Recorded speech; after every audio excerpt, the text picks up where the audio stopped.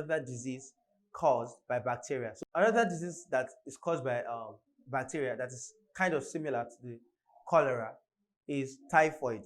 Now, typhoid is a bacterial infection, and it can spread throughout the body and can affect many organs. So without prompt treatment, it can cause serious complications and can be very fatal. Now, typhoid fever is common in most parts of the world, especially where there's poor sanitation and limited access to clean water. Now, worldwide, typhoid mostly affects children. Children are the most vulnerable to typhoid. And this is majorly because their immune system is still developing. So the body's natural defense against infections and illnesses and diseases for children is still developing. So children are most susceptible to typhoid fever.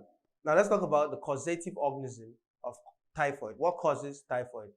It is most commonly caused by a bacteria called Salmonella typhi. Salmonella typhi. So that is the bacteria that causes typhoid, Salmonella typhi. Now, the mode of transmission of typhoid is that this bacteria that causes typhoid can be spread through contaminated food, contaminated drinks, or contaminated water. So if a person eats or drinks something that has been contaminated with the Salmonella typhi, the bacteria can enter into the body of that person.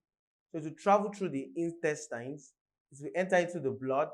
Then from the blood, it travels to the lymph, to the nodes, to the gallbladder, to the liver, the spleen, and other parts of the body. So it affects, like we mentioned, it can affect any part of the body. It can affect all parts of the body. So once it enters into the body, it moves to all the parts of the body it can move to. So that's why this disease is very, very deadly and fatal if not treated. Now, the major symptoms of typhoid that we notice, one is that we have a persistent high temperature that gradually increases every day. So the temperature of the person that is infected by typhoid will be persistently high, and it will be increasing gradually every day. Then also, since it's a fever, generally we have the symptoms of fever: high temperature, headache, general aches and pains all over the body, then extreme tiredness and fatigue. Then the person also exhibits cough. Then another symptom is constipation. Constipation, since it's affecting the intestine and digestive parts of the body, so it can also cause constipation. So as the disease progresses, there may also be loss of appetite. As this typhoid progresses in the body, there will be loss of appetite, and we've mentioned constipation. Then there could be tummy ache and also diarrhea. And in some cases, some people also develop a rash. They develop rashes on their body. So if this fever isn't treated, the symptoms will continue to get worse and worse in the following weeks, and this can lead to more fatal complications that could lead to the death of the person that is infected. So let's talk about the treatment and control of typhoid.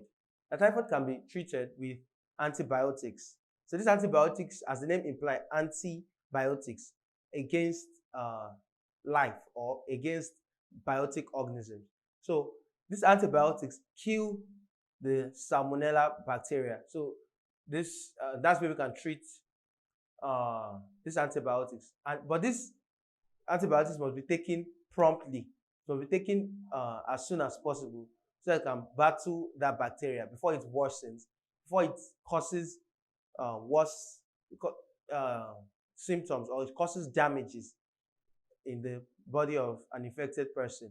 Now, if it is diagnosed early, it is very likely to be mild in the body, and typhoid can actually be treated at home with a 17 to 14-day course of antibiotic tablets. So when this disease is detected very early, prompt action can be taken, and the person can begin taking antibiotics, and within 7 to 14 days, the person can be treated completely of typhoid fever. So with that, we've come to the end of today's lesson. on diseases caused by microorganisms, specifically talking about diseases caused by bacteria. In our next video, we'll be talking about some other diseases caused by bacteria. So we still have several other diseases. So we'll be taking some other diseases caused by bacteria. See you in our next video.